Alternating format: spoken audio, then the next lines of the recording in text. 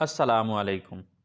Students, welcome to my YouTube channel, and in today's class we are going to learn the uses of had.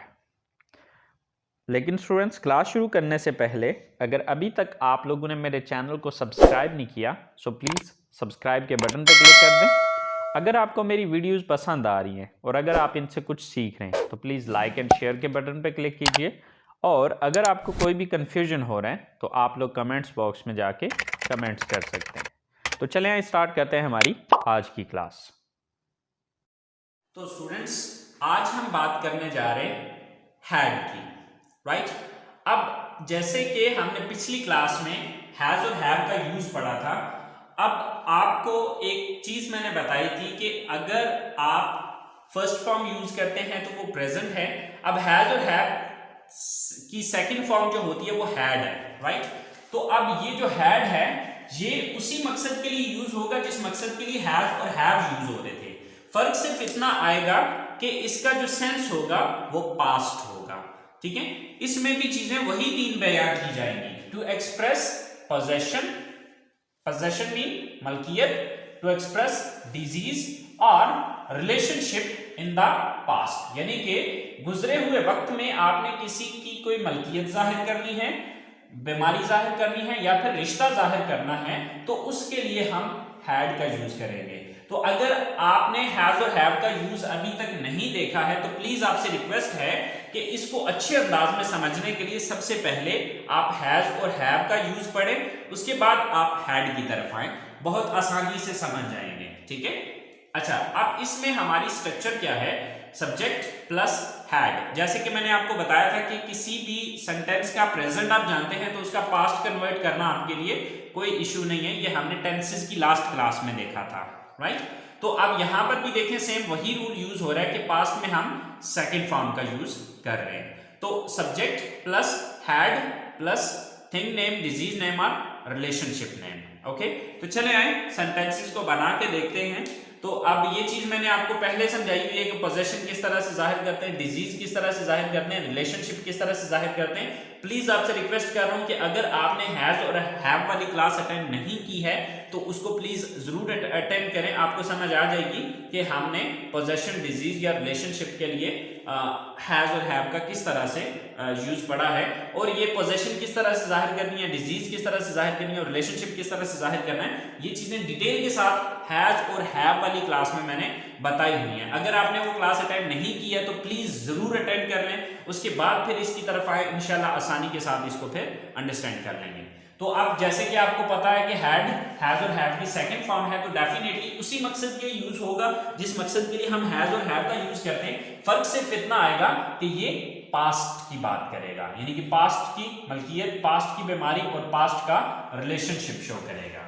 तो चले इसकी structure को देखते हैं कि सब्जेक्ट है प्लस हैड है plus thing name, disease name और रिलेशनशिप नेम।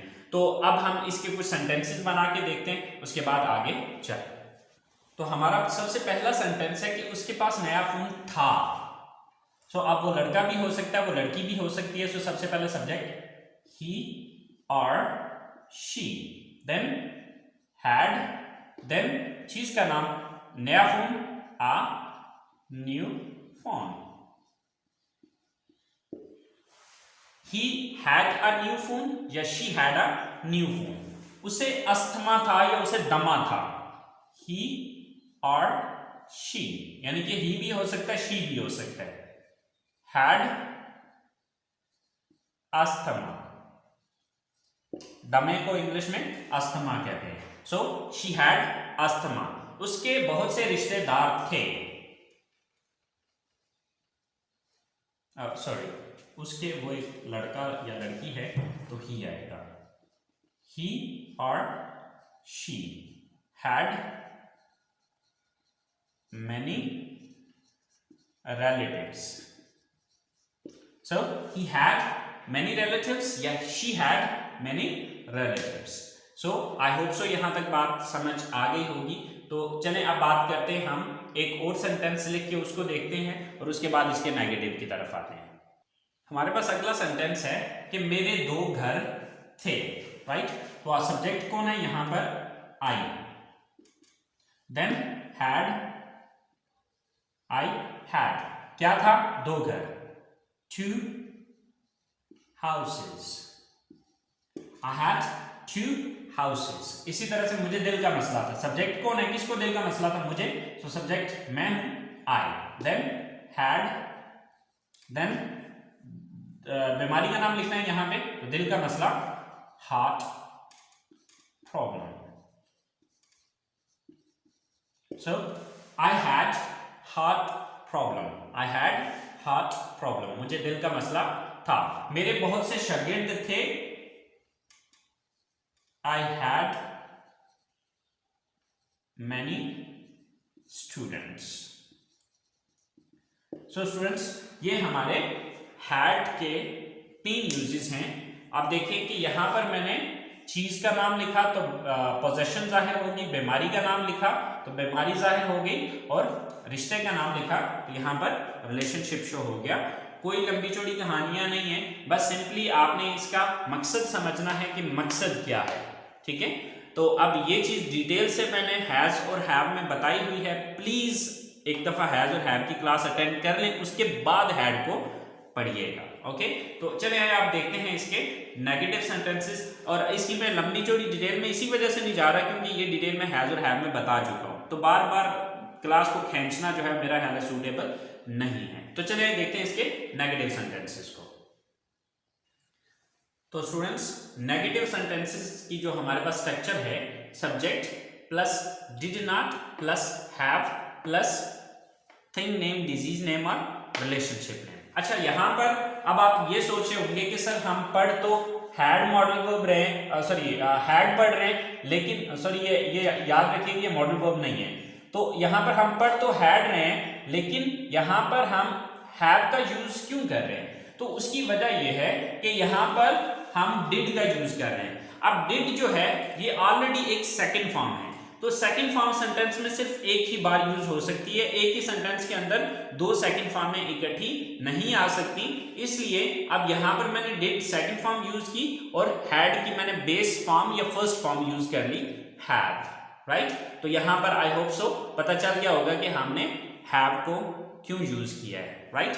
तो चलिए सेंटेंसेस बना के देखते हैं। हमारा पहला सेंटेंस है कि हमारे पास गेंद नहीं थे, सॉरी नहीं था। सब्जेक्ट कौन है? We. Then did not, then have, we did not have. क्या नहीं था? गेंद, a ball. We did not have a ball, हमारे पास बॉल नहीं था या हमारे पास गेंद नहीं था। सेकंड सेंटेंस है हमारे पास कि हमारे गले में मसला नहीं था या हमें गले का इशू नहीं था। We did not have throat problem। throat कहते हैं गले को।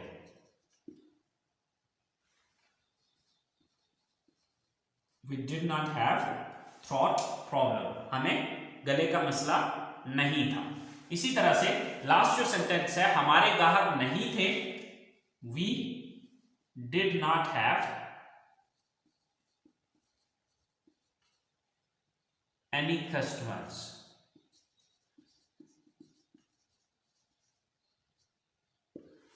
यहां पर याद रखिएगा कि ये गाहक और ये भी एक रिश्ता होता है, जिस तरह के शागिर्द और उस्ताद का जो है वो एक रिलेशन होता है, इसी तरह से गाहक और दुकानदार का भी एक रिलेशन होता है, तो ये भी एक रिलेशन है, ठीक है। तो यहां पर आप देखें कि बाकी सारे का सारा सेंटेंस सेम है, सिर्फ चेंज आ रहा है तो हैव के बाद का चेंज आ रहा है। अब देखिए यहां पर हमने हैव के बाद चीज का नाम लिखा तो मलकियत जाहिर होगी, यहां पर हैव के बाद हमने बीमारी का नाम लिखा तो बीमारी जाहिर हो गई, और यहां पर हमने किसी रिश्ते का नाम लिखा तो वो रिश्ता जाहिर हो गया। तो ये इसके नेगेटिव सेंटेंसेस हैं। एक और नेगेटिव सेंटेंस और बना के देखते हैं और उसके बाद फिर हम इंट्रोगेटिव की तरफ आते हैं। तो हमारा पहला सेंटेंस है कि उसके बाद पास दूध नहीं था। सब्जेक्ट कौन है? वो, यानी कि उसके पास। किसके पास? वो एक लड़का हो सकता है, वो एक लड़की हो सकती है। हम ही का यूज करते हैं, आप चाहें तो इसकी जगह पे शी का भी यूज कर सकते हैं। ही डिड नॉट, डिड यानी कि सब्जेक्ट लगाया, फिर डिड नॉट लगाया, फिर आगे have. He did not have, दूध नहीं था, any milk. he did not have any milk, उसके पास कोई दूध नहीं था। नेक्स्ट सेंटेंस है उसके सीने में दर्द नहीं था, he did not have, यानी कि have तक तो ये सारा सेम ऊपर वाला ही सेंटेंस रहेगा। अब क्या नहीं था उसे, सीने में दर्द, pain in his chest, right, pain दर्द इन हिज चेस्ट उसके सीने में, यानी कि उसके सीने में दर्द नहीं था। So he did not have pain in chest कहे तब भी ठीक है, इन हिज चेस्ट कहे कि उसके सीने में दर्द नहीं था तो तब भी सही है। और लास्ट सेंटेंस है हमारा कि उसका कोई भाई बहन नहीं था, ही did not have any brother और सिस्टर, यानी कि उसका कोई भी भाई बहन नहीं था। सो आई होप सो स्टूडेंट्स आपको नेगेटिव सेंटेंसेस की समझ आ गई होगी और आप इंट्रोगेटिव सेंटेंसेस बनाना कोई प्रॉब्लम नहीं है। आपको पता है कि जो लफ्ज हमने नॉट से पहले यूज किया उस लफ्ज को उठा के सेंटेंस के शुरू में लगाना है, तो वो हमारा इंट्रोगेटिव सेंटेंस बन जाएगा। तो चलिए देखते हैं इसके इंट्रोगेटिव सेंटेंसेस को। सो स्टूडेंट्स हमारे इंट्रोगेटिव सेंटेंसेस की जो स्ट्रक्चर है, first of all did plus subject plus have plus thing name, disease name और relationship name, okay, and at the end there is a question mark. तो हमारे पास जो सबसे पहला सेंटेंस है वो है कि क्या आपके पास घड़ी थी। So first of all did then subject you then have, did you have. अब यहां पर चीज का नाम लगाना है, तो क्या चीज थी, घड़ी, any watch. Did you have any watch, क्या आपके पास कोई घड़ी थी। इसी तरह से क्या आपको शदीद बुखार था, did you have bad temperature. Temperature क्या लें, फीवर क्या लें, एक ही बात है। So, did you have bad temperature? क्या आपको शदीद बुखार था। अच्छा बैड, अब जैसे कि आप कहते हैं कि बहुत शदीद खांसी थी, तो अब बैड कफ, सख्त शदीद जुकाम था, बैड फ्लू या कोल्ड, राइट। तो यहां पर आपने ये चीज समझ लेनी है कि जब भी आप शदीद या सख्त बुखार, सख्त खांसी, सख्त जुकाम या कोई भी इस तरह का चीज यूज करेंगे तो उसके लिए आपने साथ बैड का वर्ड यूज कर लेना है, right. Okay, so last sentence है क्या आपका कोई कजन था, did you have any cousin. So did you have any cousin, क्या आपका कोई कजन था। सो स्टूडेंट्स अगर आप नोटिस करें तो हैव तक पूरे के पूरा सेंटेंस सेम है, फर्क आ रहा है इन जगहों पे, ठीक है। तो यहां पर हमने चीज का नाम लगाया तो पास्ट की मलकियत शो होगी, यहां पर हमने बीमारी का नाम लगाया तो ये बीमारी जाहिर होगी, और यहां पर हमने रिश्ते का नाम लगाया तो ये हमारा एक रिलेशनशिप जाहिर हो गया। सो आई होप सो स्टूडेंट्स आपको ये चीज समझ आ गई होगी। एक सेंटेंस और बना के चेक कर लेते हैं इंटरोगेटिव का और फिर क्लास को एंड करते हैं। सो स्टूडेंट्स क्या उसके पास कोई बैग था। So first of all did then subject, यानी कि किसके पास की बात कर रहे हैं, उसके पास, यानी कि वो एक कोई लड़का भी हो सकता है, वो एक लड़की भी हो सकती है, राइट। डिड ही और शी, दोनों में से जो मर्जी आप यूज कर लें, राइट। सॉरी यहां पर एस स्मॉल में होगा। सर डिड ही या डिड शी देन हैव कोई bag, any bag. So, did he have any bag या did she have any bag? क्या उसके पास कोई बैग था। नेक्स्ट सेंटेंस है क्या उसे शदीद खांसी थी। Did he or she then have, then बीमारी का नाम कफ। Did he have कफ या did she have, sorry bad भी लिखना था क्योंकि हमने शदीद लिखा है। So, did he have bad cough या did she have bad cough। और लास्ट सेंटेंस है हमारा क्या उसकी कोई दोस्त थी। डिड ही और शी हैव एनी फ्रेंड, क्या उसकी कोई दोस्त थी, राइट।